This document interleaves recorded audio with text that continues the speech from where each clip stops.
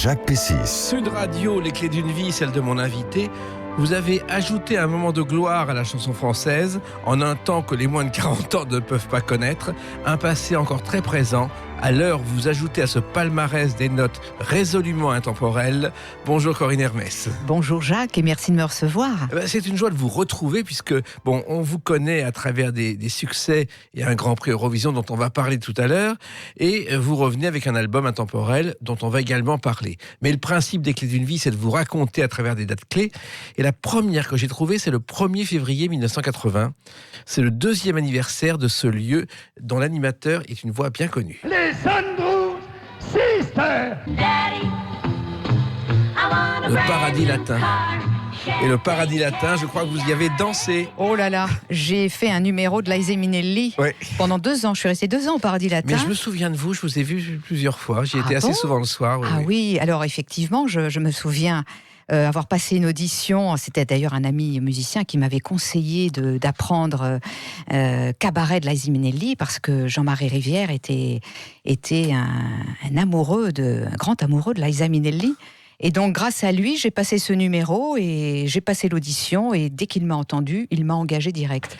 Mais alors, Jean-Marie Rivière, bien sûr, Jean-Marie Rivière, un grand monsieur du music hall, mais je peux vous dire que j'en avais bavé, Jacques. C'est-à-dire qu'il fallait descendre l'escalier en talons aiguilles. Non, mais parce qu'en fait, c'était quelqu'un de très, très perfectionniste. Il était extrêmement sévère. Mais je peux dire que grâce à lui, j'ai vraiment appris ce qu'est le métier de la scène. Voilà. La précision de la scène. Et oui, au Paradis Latin, en même temps que vous, il y avait un débutant qui s'appelait Arturo Brachetti. Oui. Et il y avait un numéro d'une baignoire avec des brosses à dents humaines, avec un garçon, Serge Davry, qui cassait des assiettes sur sa tête. Vous vous en souvenez ? Oui, tout à fait. C'était extraordinaire, surréaliste. Incroyable. Alors, la chanson, c'est depuis toujours pour vous. Vous êtes né à Lagny-sur-Marne, comme Thierry Ray et Paul Pogba, apparemment, qui sont également de Lagny-sur-Marne. Ah oui. Et vous avez grandi entre la porte de Montreuil et celle de Bagnolet dans une famille modeste. Tout à fait. C'est-à-dire que vraiment, la chanson, c'était pas l'univers familial au départ. Je crois que votre père avait une entreprise de store, Corinne Hermès. Tout à fait, bien renseigné. Oui, malheureusement, mon grand regret, il n'y a aucun membre de la famille qui chantait. Et vous avez commencé le piano et la guitare, je crois, à 12 ans. Pourquoi ? À l'âge de 13 ans, on va dire que la guitare fait partie... je compose et je joue de la guitare depuis l'âge de 14 ans et c'est une vraie passion. C'est venu comme ça, vous ne pensiez pas chanter au départ ? Du tout, en fait, c'est venu à l'âge de... Donc c'était l'année de mes 13 ans. Il y a un concours, je crois. Voilà, il y a mon premier concours de chant. Oui. Et nous étions en vacances à Roquebrune-sur-Argence et maman m'avait inscrite à un concours de chant. Et là, ma famille découvre ma voix, moi y compris, c'est à ce moment-là du coup. Et c'est la première fois que je chantais dans un micro. Oui, et d'ailleurs, l'animateur a été très surpris par votre voix qui était déjà presque mûre. Et oui, m'avait-il dit, il me disait, mais c'est assez surprenant pour une jeune fille de votre âge d'avoir une voix puissante comme celle que j'avais déjà pour l'Eurovision. Voilà, alors vous allez faire des balles d'orchestre, vous travaillez avec Jean-Claude Borelli, je crois, le trompettiste. Entre autres, oui, j'ai fait en tout et pour tout 3 ans d'orchestre. Et la dernière année, je l'ai passé avec Jean-Claude Borelli, effectivement. Personnage étonnant, puisqu'il a joué aussi bien dans les églises qu'à Las Vegas. Oui. Il a vendu 15 millions d'albums. C'est énorme. Et puis, il y a eu un premier disque, mais sous un pseudonyme, Corinne Miller. Ici, dans la ville où je vis, qu'on appelle Paris. Alors ça, c'est pas encore Corinne Hermès, c'est plus Corinne Blondeau, c'est Corinne Miller. Oui, Corinne Miller, premier single écrit par un grand monsieur, Étienne Rodagil. Et savez-vous qui a participé aux arrangements ? Je crois que c'est Manu Katché. Bravo, bien renseigné. Ben oui, qui débutait. Ouais. Quel talent avait-il déjà ? Mais pour les gens qui ne savent pas qui est Manu Katché, c'est donc le batteur de nombreux artistes comme Michel Jonas, Peter Gabriel et bien d'autres. Alors, comment êtes-vous arrivé à ce premier disque entre ce concours à Roquebrune-sur-l'Argent et cet enregistrement chez Carrère, je crois, Corinne Hermès ? Eh bien, il y a eu des petites étapes. Donc, j'ai fait d'abord de l'orchestre et puis j'ai fait la rencontre de Jean-Pierre Miller. Donc, je l'ai rencontré, j'avais donc 16 ans. Oui. Voilà. Et donc c'est comme ça qu'est né. On a fait plein de titres ensemble et Carrère vous a engagé à l'époque pour un premier 45 tours. Exactement. Et pourquoi Miller ? Eh bien, tout simplement parce que Jean-Pierre Miller, c'était donc mon producteur à l'époque. Et bon, il n'a pas été bien loin. Du coup, il a dit pourquoi ne pas prendre Corinne Miller. Voilà. Mais ça a été très court. Hein. Oui, mais ça s'est pas duré très longtemps. Non, mais enfin, ça vous a permis de débuter parce que vous aviez vraiment, à ce moment-là, envie de faire ce métier. Ah, complètement. En fait, depuis mon premier concours de chant, le jour où j'ai fait ce premier concours de chant, j'ai su que je serais chanteuse. Voilà. Donc ça s'est dessiné très très vite. En revanche, vous n'avez pas imaginé le parcours que vous auriez. On en parle dans quelques instants à travers une autre date, le 23 avril 1983. A tout de suite sur Sud Radio avec Corinne Hermès. Sud Radio, les clés d'une vie, 13h20, 14h, Jacques Pessis. Sud Radio, les clés d'une vie, 13h20, 14h, Jacques Pessis. Sud Radio, les clés d'une vie, celle de mon invité Corinne Hermès. Le retour avec un album intemporel et des dates importantes, parmi lesquelles le 23 avril 1983. Et ça, on ne l'a pas oublié, hein ? 1983, oui, une date que je n'oublierai jamais. Voilà, car c'est ce jour-là que devant 500 millions de personnes, vous chantez « Si la vie est un cadeau ».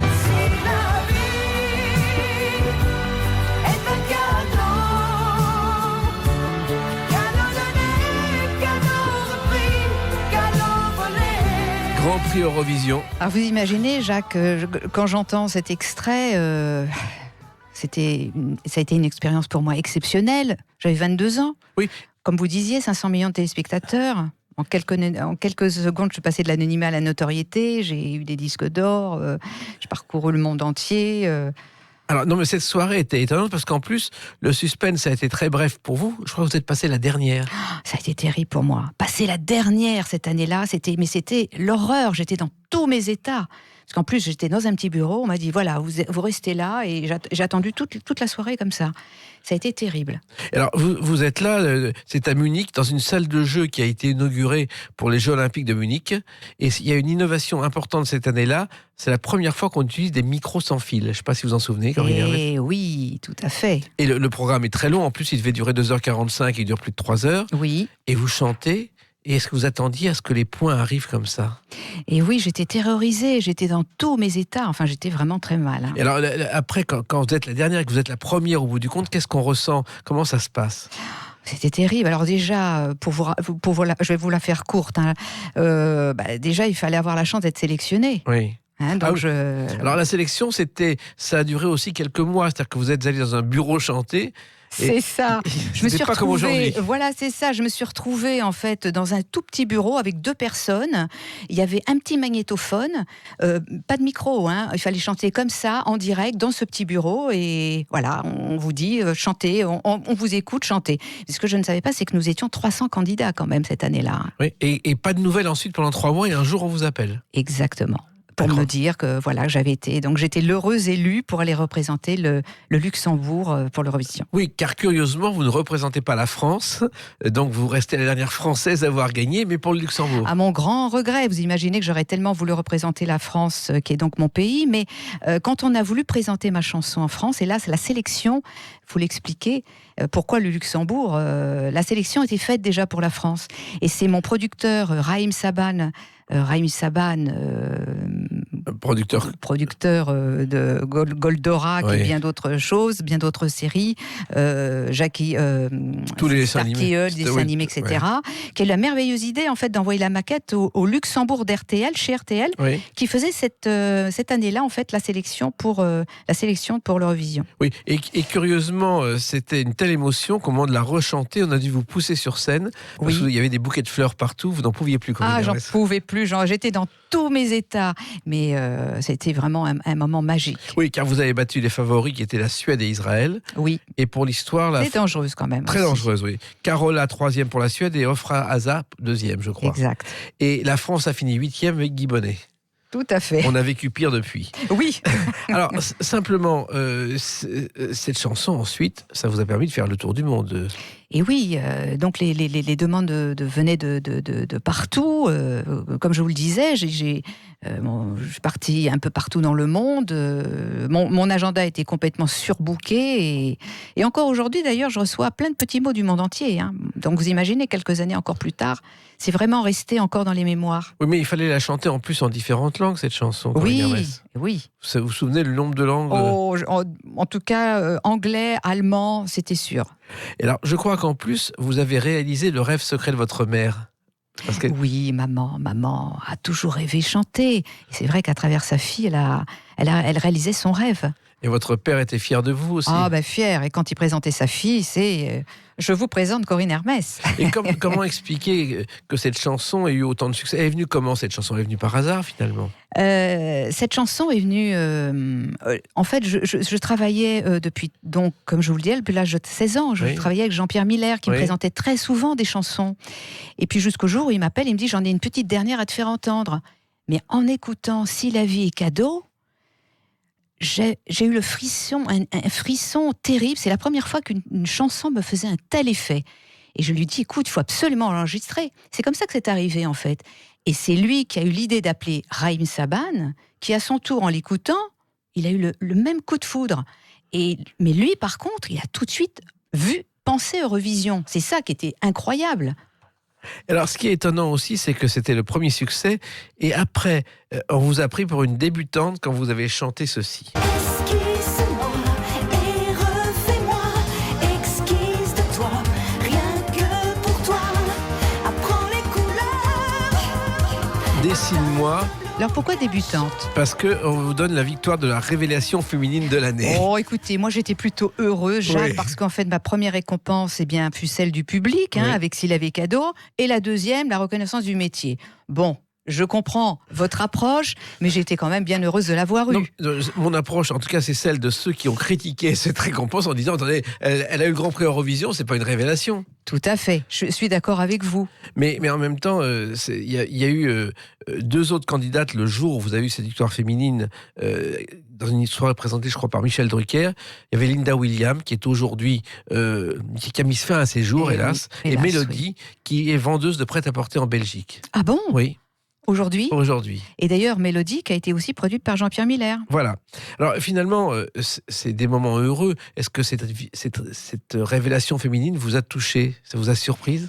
Oh, oui, en tout cas, pour moi, c'était une... Je vous dis, j'étais très heureuse quand même de recevoir cette récompense, cette reconnaissance, dirons-nous, du métier surtout. Mais surtout, il y a eu des bons moments et des moments plus difficiles. Il y a notamment un album que vous avez enregistré qui n'est jamais sorti mystérieusement. Un album qui n'est jamais sorti, donc on parle de ce qui vient après l'Eurovision. Oui. Oui, effectivement, j'étais partie à Los Angeles enregistrer cet album qui aurait dû sortir, mais je ne saurais jamais pourquoi cet album n'a jamais vu une sortie Et il commerciale. existe cet album, ces chansons? Non, il n'est jamais sorti. Et je ne saurais jamais pourquoi, en fait. C'est fait partie des mystères. Oui. Et quelque chose qui n'est jamais sorti, l'album est sorti, c'est une comédie musicale que vous avez interprétée à vos débuts avec Julien Clerc. Adieu, les larmes de la terre. Adieu, les grands peuples de frères. Là aussi, c'est un souvenir étonnant. Alors c'est mon premier, on va dire que c'est la première expérience professionnelle que j'avais en fait, et quelle expérience, parce que auprès de Julien Clerc. Et en fait, je me souviens que j'enregistrais ce jour-là le single, ce fameux single pour Claude Carrère, et Bernard Estardi, grand arrangeur de nombreux artistes, on parle de Claude François, Michel Certeau et bien d'autres, était dans un studio, en fait, le studio d'à côté, avec toute une équipe. Et quelle équipe? Donc Jean-Claude Petit, souvenez-vous, Jean-Pierre Bourter, Qui travaillait avec Claude François, oui. Étienne Rodagil, Mort Schumann. Et il finalisait les arrangements de cette comédie musicale Transition populaire. Et je vous la fais courte, c'est pour raconter un petit peu la petite histoire de cette belle aventure qui m'est arrivée. Et Bernard vient dans le studio, et donc il vient chercher un micro, il entend ma voix, et il m'amène, et il me fait écouter un titre, et il me demande si ça me plaît. Je dis, c'est magnifique ce que tu me fais entendre là. Et il me donne 10 minutes pour l'apprendre, et dans la foulée, je chante un des thèmes de cette comédie musicale, et à la fin du titre, il m'offrait le premier rôle féminin auprès de Julien Clerc. Alors ça a été vraiment magique pour moi, un souvenir incroyable, exceptionnel. L'album est sorti, il a eu un certain succès. Alors seul l'album sortira, l'album sortira en double album, mais pas le spectacle. Curieusement. Alors... Et malheureusement, pour des problèmes politiques, m'avait-on dit. Oui, est-ce que c'est ça? Est-ce que c'est des problèmes de production? Là, je pense qu'on ne saura jamais non plus. Mais curieusement, il y a une troupe qui s'appelle Musique et Spectacle en Montois, une association dans Lyon, qui a monté ce spectacle en octobre 97 avec l'accord de Rodagil, qui a renoncé à ses droits d'auteur. Une troupe amateur a monté ce spectacle. Ah bon? Oui. En quelle année? 97. Oh, bah ça alors. Voilà. D'accord. Donc c'est la seule représentation qu'il y a eu. Eh oui. Et ça, c'était bien dommage parce qu'avec, vous vous rendez compte, avec tous ces grands noms et c'était peut-être une comédie musicale un peu trop en avance sur son temps aussi. Peut-être. Il y avait eu Starmania, qui n'avait pas été un gros succès à la scène, et je crois que ça a découragé pas mal de producteurs. Oui, mais la politique était de gauche et... Enfin... C'était pas simple, effectivement. C'était pas simple. Et puis, vous avez aussi une autre caractéristique. On a entendu votre voix à la télévision pendant tout un été. L'amour est artiste, l'amour est artiste. Je t'aime, je t'aime. Ça, c'est le premier feuilleton de l'été de TF1, oui. qui a fait les grandes marées. Oui. Et vous êtes la voix du générique. J'ai fait donc 2 génériques, dont effectivement L'amour est artiste. Alors, les grandes marées, c'était ce qu'on appelait à l'époque les sagas de l'été. Et c'est mon ami François Valéry qui m'avait offert cette magnifique chanson. Voilà. Et cette série a été tournée à La Rochelle et à Floura, devant Fort Boyard, oui. justement, bien célèbre depuis. Elle a été battue ensuite par le Château des Oliviers sur France 2 en diffusion, mais ça, le feuilleton est quand même resté. Oui. Il y a une autre chose aussi étonnante, c'est que vous avez chanté Flagrant Désir pour un dessin animé un peu érotique. Oui, c'est vrai que c'était un dessin animé érotique, mais Manara, donc... grand dessinateur de BD. Et grand dessinateur de BD. Et quand j'ai entendu cette chanson, d'ailleurs c'est le même auteur que Dessine-moi, qui m'avait fait ce magnifique texte. Donc c'était Flagrant Désir, c'était le dessin animé. Et je chantais... donc le générique, c'était... j'ai un trou de mémoire. C'était Flagrant Désir? Non, Flagrant Désir, c'est le dessin animé. Bon, de toute façon, j'ai pas le titre sous la main, mais... Ah, j'ai un trou de mémoire. Ça va revenir. Bon, ça va il faut savoir revenir. que Manara, c'était le maître de la BD érotique, et cette histoire, c'était les aventures torrides d'une jeune fille de bonne famille aux prises avec un homme invisible. Oui, tout à fait. Donc Alors, M6 et Canal+, l'ont beaucoup passé. Hein. Oui, et vous avez une caractéristique aussi, Corinne Hermès, il paraît que vous enregistrez vos chansons dans le noir, ou le plus sombre possible. Oh là là, vous êtes drôlement informé. Hein. C'est vrai? Ah oui, c'est vrai. J'aime travailler dans le noir, je ne sais pas pourquoi, mais en fait, je pense que ça m'inspire davantage. Et alors, il y a aussi des couleurs que vous aimez, c'est le rouge, le blanc et le rosé, car vous aimez beaucoup le vin, vous êtes une grande connaisseuse. Oui, surtout le champagne. C'est venu comment, ça, c'est une passion? Le champagne? Non, le vin en général, la connaissance des vins. Oh, je ne suis pas une grande... je ne connais pas non plus... j'en connais quelques-uns, mais c'est venu avec les années. Voilà. Et il y a un grand cru qui existe, et c'est cet album intemporel dont on reparle dans quelques instants avec une autre date, le 12 novembre 2019. A tout de suite sur Sud Radio avec Corinne Hermès. Sud Radio, c'est vous qui en parlez le mieux. Je voulais remercier Sud Radio pour vos émissions qui sont très intéressantes. Une des seules radios indépendantes que j'apprécie. Sud Radio, parlons vrai. Sur.fr. Sud Radio, les clés d'une vie, 13h20, 14h, Jacques Pessis. Sud Radio, les clés d'une vie, celle de mon invité Corinne Hermès, 12 novembre 2019, sortie de Intemporel. En fait, tout le monde se demande pourquoi Corinne Miller est devenue Corinne Hermès. Au départ, j'ai commencé Corinne Miller parce que mon producteur s'appelait Jean-Pierre Miller et qu'il a pas été chercher très très loin et il a décidé de prendre Corinne Miller, voilà. Et Corinne Hermès, c'est quand j'ai fait l'Eurovision que tout a changé. Voilà. Et le nom est venu comme ça. Alors, Intemporel, c'est Corinne Hermès, un hommage à la chanson française avec des classiques revisités. Pourquoi cet hommage, Corinne Hermès? Ça fait longtemps que j'avais d'abord envie de faire un album de reprises et que, voilà, et puis j'aime tellement, il y a tellement de belles chansons françaises et j'avais envie de rendre hommage à des artistes que j'admire. Alors, des artistes étonnants. Et la première chanson qui est dans cet album, curieusement, c'est une chanson de Catherine Deneuve, interprétée par Catherine Deneuve, qui s'appelle Paris, Paris.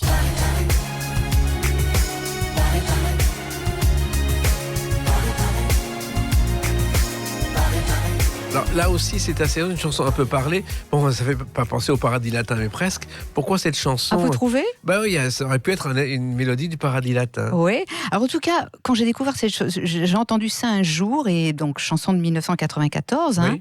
et duo, comme vous le disiez, Catherine Deneuve et Malcolm McLaren. Oui.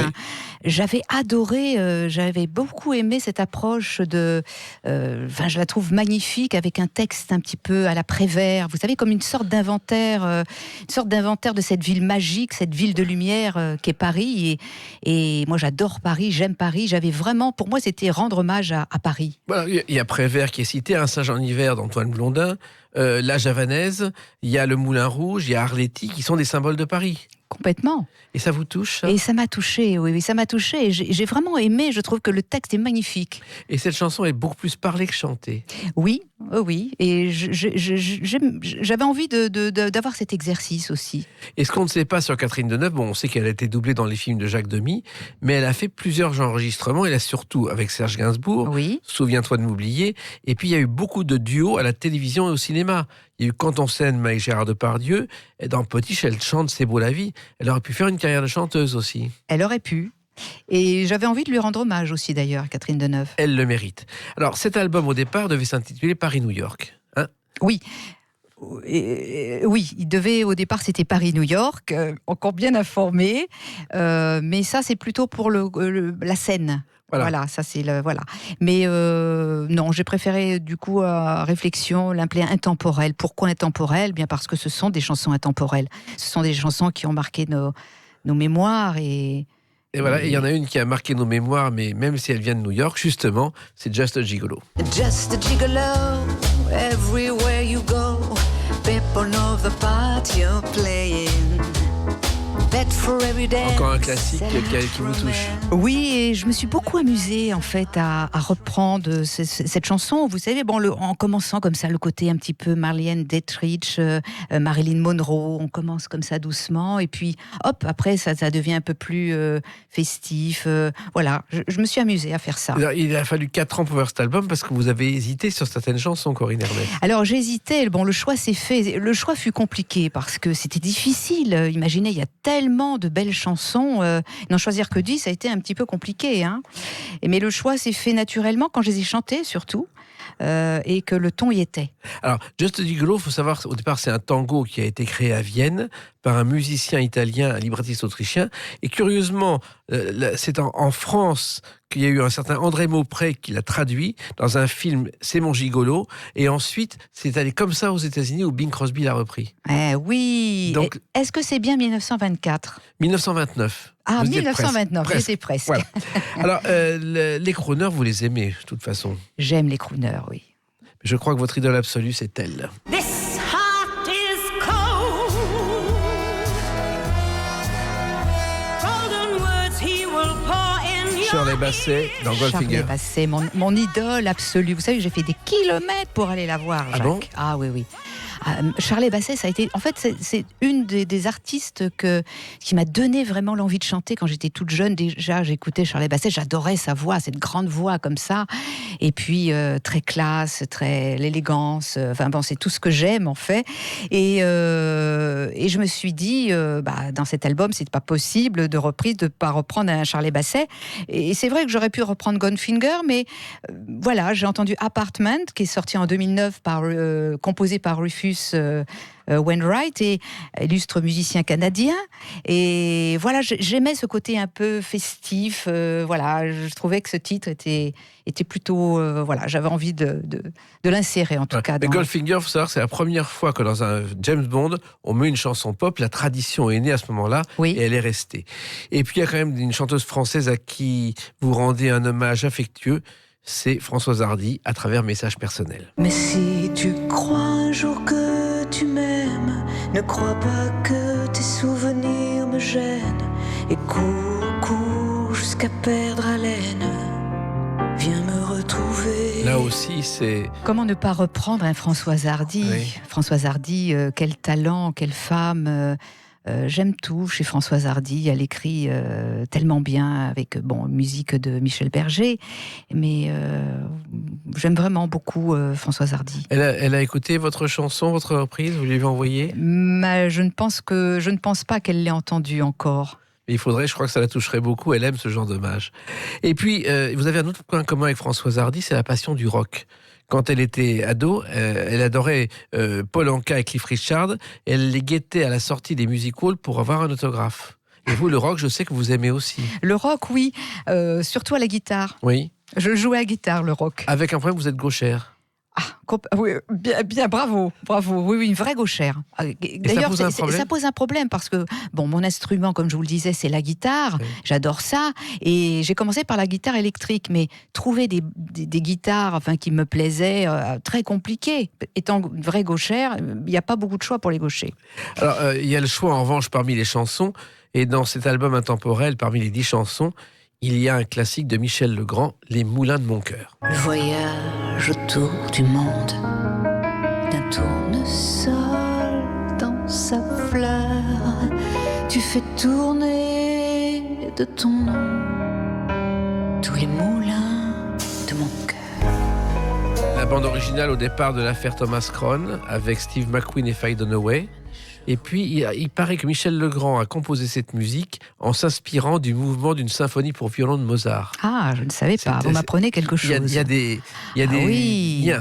En tout cas, mon grand regret, c'est de ne pas avoir pu rencontrer Michel Legrand. Oui, personnage fabuleux. Ah là là, exceptionnel.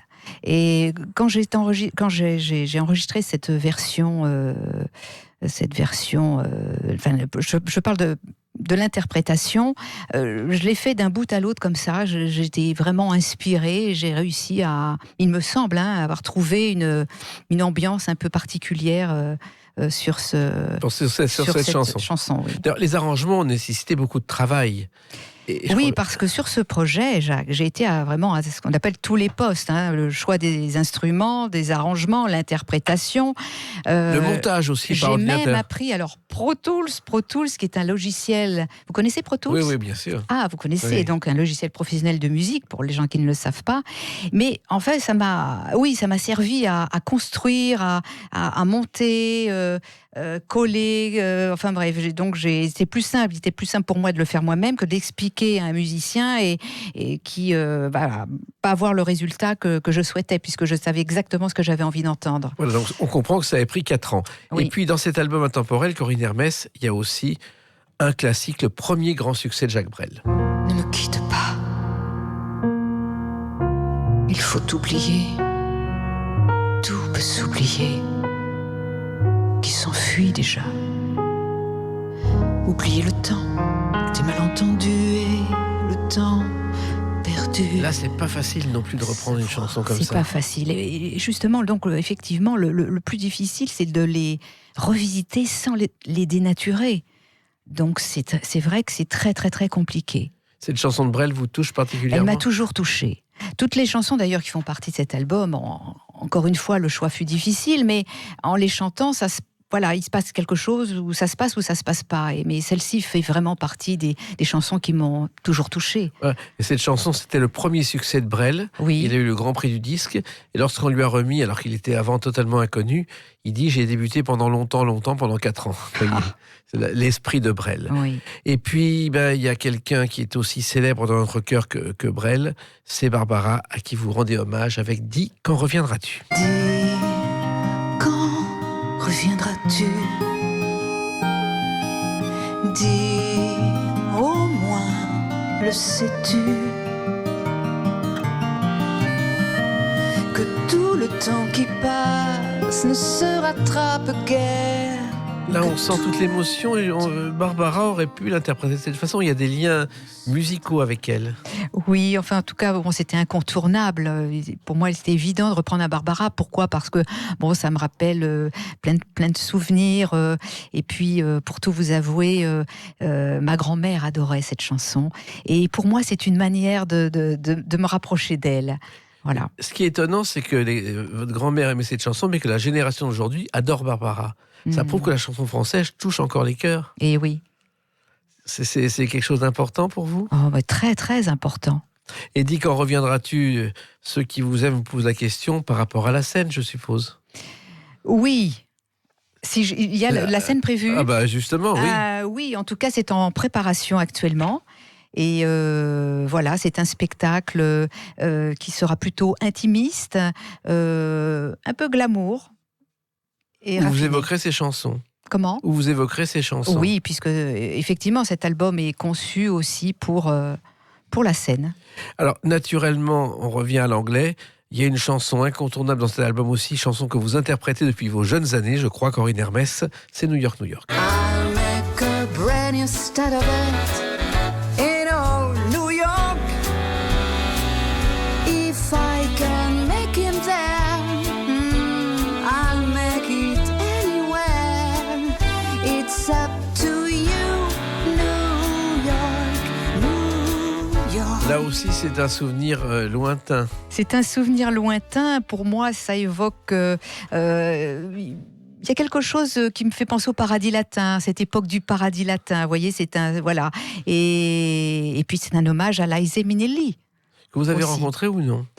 Liza, je n'ai pas eu la chance de la rencontrer. C'est qu'elle vient souvent à Paris, elle adore Paris, elle adorait Aznavour. Ils ont été très très liés et Aznavour l'a beaucoup aidée à venir en France lorsqu'elle voulait débuter à Paris. Ah oui, ça je ne savais pas. Alors toutes ces chansons finalement, c'est le point de départ d'autre chose pour vous? Vous avez envie de refaire vos propres chansons ou vous avez envie de continuer dans ce style? Oh bien, je pense qu'il y aura une suite.